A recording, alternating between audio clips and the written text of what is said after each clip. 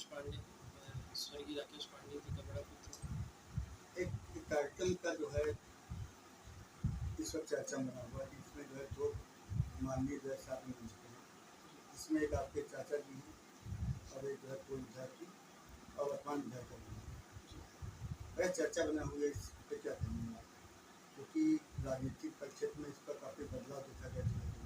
जी, देखिए, सर्वप्रथम मैं ये कहूँगा कि जिस हिसाब से वो चित्र सबके समक्ष आया है और ये सुनियोजित तरीके से इस चित्र को जो है सामने रखा गया है।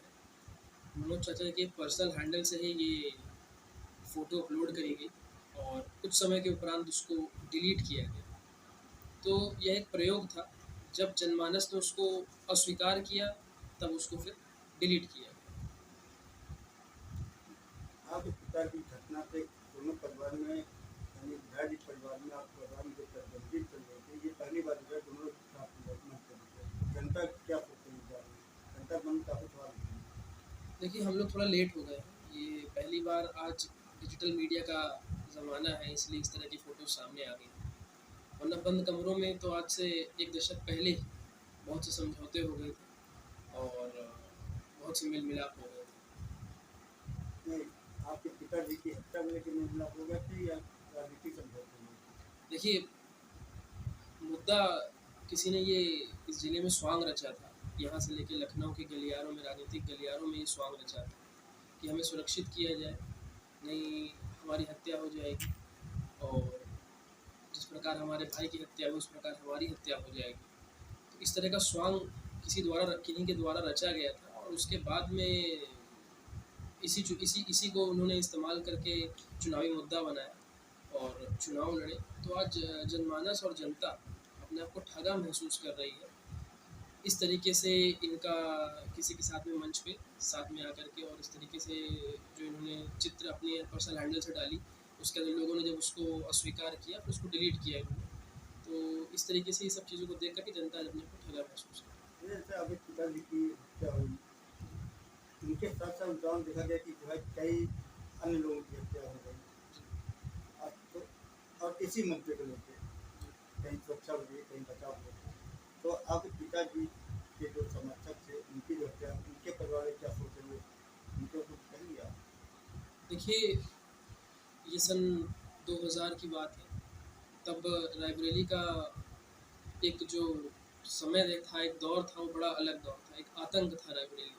आज जिस प्रकार हम आप सब लोग बैठ कर के बात कर रहे हैं, तब शायद ये दौर होता तो इस प्रकार हम सब आप बैठ कर के किसी व्यक्ति विशेष के बारे में नहीं बात कर सकते थे। तो उस दौर में, उस आतंक में बहुत लोगों की हत्याएँ हुई और उस व्यक्ति जो अखिलेश सिंह था, जो माफिया था, उसके खिलाफ में 300 से अधिक उस समय पे रिकॉर्डेड मामले दर्ज थे और ये उस समय थे जब राजनीति का अपराधीकरण एक अपनी चरम सीमा पे था और जब आप सोच लीजिए जब उतनी समय पर 300 रिकॉर्डेड थे तो अनरिकॉर्डेड कितने रहे होंगे। और मैं नाम नहीं लूँगा, बहुतों के घर उजाड़े गए, बहुतों का घर यतीम किया गया, बहुत लोग अनाथ हुए, चाहे आनंद मिश्रा जी हों, चाहे मंगल पांडे जी रहे हों। और आज आज सब कोई बहुत हताश है, रायबरेली का जनमानस बहुत हताश है।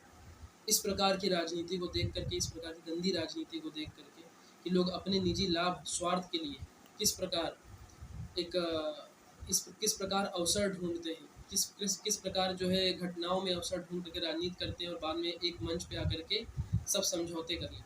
अच्छा, जनता से हमेशा मंच पे कहा गया कि मैं वसूलों से समझौता नहीं करूँगा, वसूलों की राजनीति नहीं करता। इस पे क्या कहेंगे? अब उनको वसूल कहाँ चाहिए? ये तो सबके समक्ष आ गया है और मैं बताया कि हम लोग लेट हो गए हैं। आज से 1 दशक पहले ही बंद कमरों में इन सब चीज़ों के ऊपर समझौते हो गए थे और जिस प्रकार से ये राजनीति का स्तर गिराते चले जा रहे हैं यहाँ कुछ चंद नेता, इसको देखते हुए मेरा आम जनमानस से अपील है कि सचेत हो जाइए और जितना आप जिस व्यक्ति को जैसा आप समझ रहे हैं, तो इनकी जो जिस प्रकार की राजनीति है, वो काफ़ी नकली राजनीति है, जिसका कोई जनाधार नहीं। ये सब महलों की बुनियाद बहुत बहुत नकली है, बहुत 400 बीसी की है। अच्छा, आप इसका बोल रहे हैं, आपके पास कभी उनकी तरफ से कोई दबाव या परिवार तरफ से कहीं नहीं कहा गया कि किस तरह की आप बातें नहीं करें?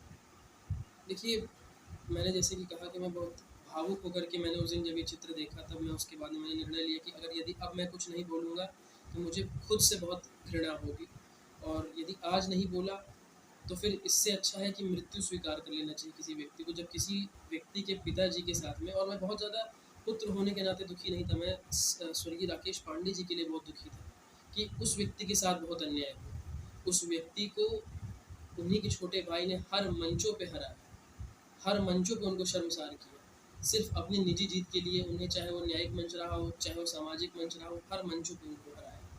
तो जो भी है आज आप सबके समक्ष। क्या क्या है जिन सब का करना चाहेंगे? और एक आपने कहा कि आपकी जब पिता की हत्या हुई थी तो आपके दरवाजा बंद हो गया था, ये क्या हुआ? देखिए, जब ये घटना हुई थी तो उसके 2 दिन के उपरांत हमारी माताजी से कहा गया कि 1 सप्ताह के भीतर आप सभी अपने तीनों बच्चों के समेत आप अपना बोरिया बिस्तर बांध करके यहाँ से निकल जाइए। तो देखिए, मैं बहुत छोटे परिवार से आता हूँ, मतलब मेरे जो दादाजी थे वो एक मेडिकल एजेंसी चलाते थे बैद्यनाथ की, और उसके बाद में जब ये घटना होती है, और हमारी माताजी भी बहुत छोटे परिवार से आती है, उनके पिताजी सरकारी मास्टर थे मुंबई में। तो जब इस तरह घटना हुई तो हमें 4 वर्षों के लिए मजबूर किया गया था कि हम ये ज़िला छोड़ कर के हम मुंबई जा कर के रहें। 1 रूम किचन 200 स्क्वायर फीट की जगह में, जहाँ पे पहले 7 लोग रह रहे थे, उसमें से हम 4 लोग और जा कर के रहने लगे, और हमारे सभी निजी आवासों पर ताला लगा दिया गया था मनोज पांडे जी द्वारा, और हमें 4 वर्षों तक हमें अपने घर नहीं आने दिया गया था। हम किसी प्रकार से वापस आए, जब हमें अपना हमें अपने पिताजी की, माताजी का था कि अपने पति के लिए हमें न्यायिक गुहार लगानी है, क्योंकि आपको ही पता है कि आज हमारा सिस्टम कैसा है कि न्याय मिलता नहीं है, न्याय लेना पड़ता है, और न्याय लेने के लिए सबूत पेश करने पड़ते हैं। तो उसी प्रकार से दर बदर भटकना, लोगों के किवाड़ों को खटखटाना, दरवाज़ों को खटखटाना कि हमें न्याय चाहिए, इसी की गुहार लगाने के लिए हमारी माताजी ने किसी तरह प्रयास करके वापस आए।